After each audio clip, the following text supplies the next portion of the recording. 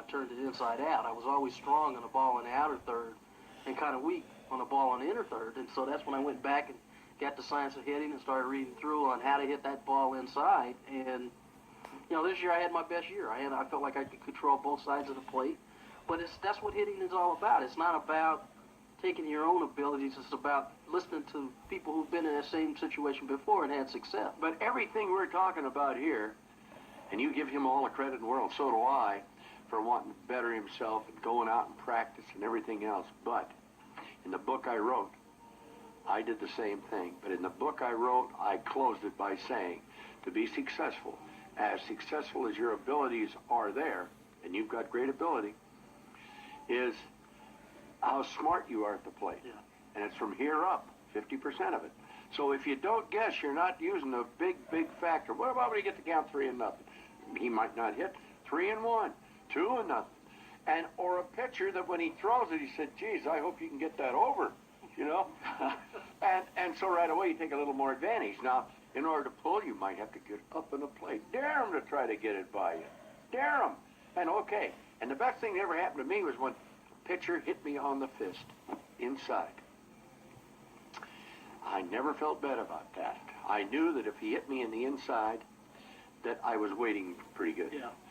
Second thing, what does the pitcher think immediately? He says, you can pitch him inside. That's the way to pitch him. That's where baseball history's made, from the middle in. You know? And the pitchers are not the brightest guys in the field. So you got to take advantage of deliveries, patterns, and of course it all relates back to how well you see the ball against this guy. Mm-hmm. Some of the best pitchers I ever hit at, I could see them like gangbusters. And they were the fastest pitchers I ever hit at, but I could see them good. And it's that herky-jerky little guy that you can't pick up and never does the same thing twice, and has a little life on his ball. Those are always the toughest guys.